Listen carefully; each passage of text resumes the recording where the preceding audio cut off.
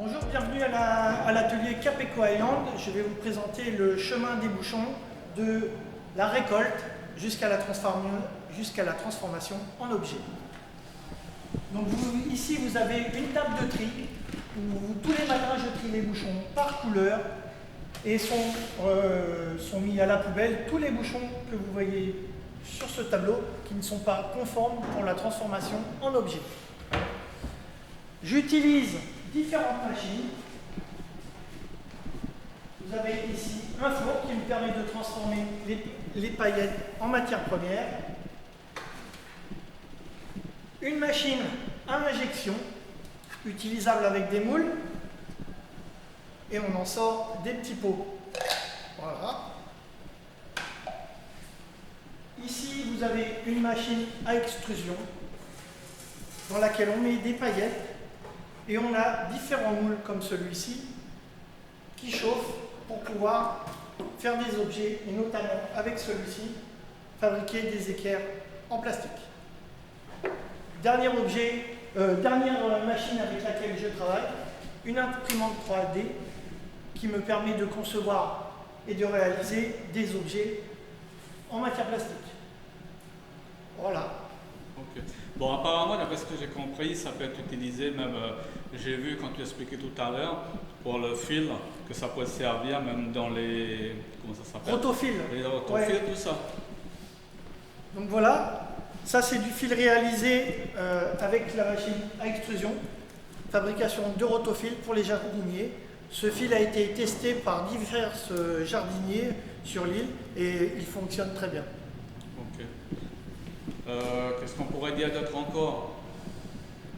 Eh ben, je monte des projets pédagogiques avec les écoles. Donc, je travaille avec toutes les écoles de Saint-Marthe et j'y rencontre les professeurs et les équipes pédagogiques pour monter des projets autour du recyclage du plastique et notamment des bouchons.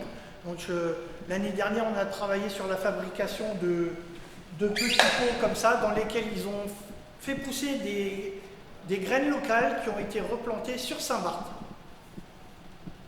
Et au niveau de la machine aussi, oui. Comme tu avais expliqué, pour la fabrication de fils ou bien pour les tuyaux, tout ça. Alors, cette machine-là, on peut mettre plusieurs moules dessus, donc je vous ai fait voir le moule en équerre. On peut travailler sur un moule cylindrique, comme ça, qui nous permet de faire des barres de diamètre à peu près 2 cm. Voilà. Et avec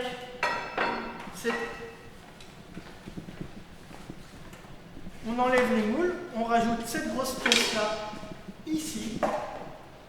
Et c'est cette machine-là qui va nous permettre d'enrouler le fil autour d'une bobine avec un moteur.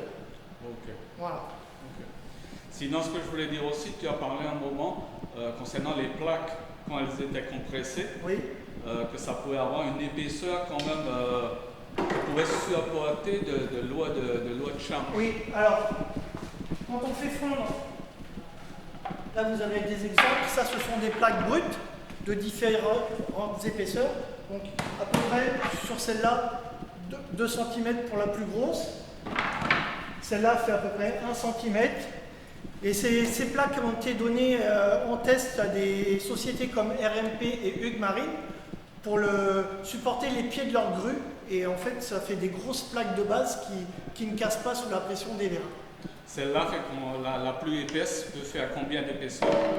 Là, avec ce moule-là, je peux fabriquer des plaques qui font un peu plus de 2 cm d'épaisseur. Pas tout à fait. Et qui va supporter une charge de... je ne peux pas vous dire, c'est les charges des gros défendeurs là. Ouais, donc quand même conséquent. Au moins 2 tonnes, je pense. Ah ouais, largement. Et les plaques ne cassent pas sous la pression des vérins. D'accord. Et tout ça à partir de bouchons?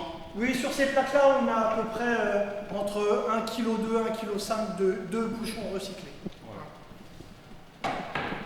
Ok, ben c'est vraiment passionnant à écouter. Merci beaucoup. Allez, je te souhaite de passer une bonne journée. Merci à vous aussi. Ok. Donc nous voilà devant le stand. Donc je vais vous présenter un peu la gamme de produits que je peux fabriquer. Donc vous avez des bijoux, des boucles d'oreilles, des porte-clés. Là, on a un jeu de dames entièrement réalisé en bouchon.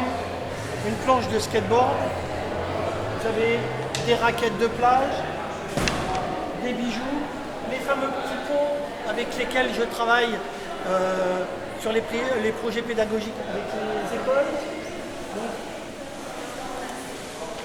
j'ai 3 modèles, donc ça c'est le plus petit, ça c'est le moyen. Ici vous avez des perles aussi.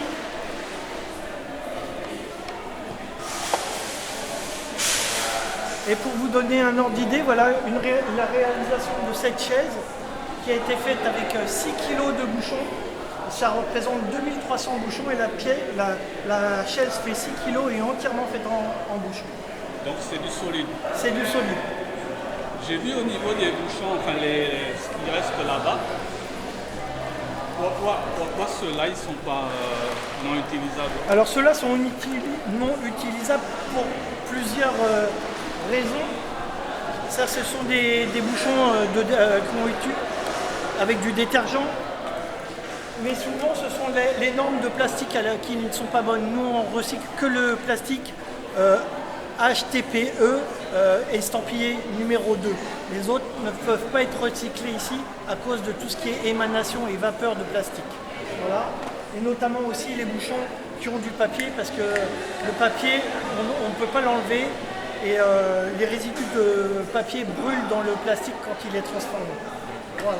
Ici, vous avez un exemple de bouchons transformés en paillettes qui me permettent de travailler. Et ici, vous avez les bouteilles qui sont transformées en paillettes et envoyées en métropole pour refaire d'autres bouteilles, notamment des jus de fruits pour Super U. D'accord. Ok, ben merci pour toutes ces précisions. Merci. Allez, bonne journée. Au revoir, merci.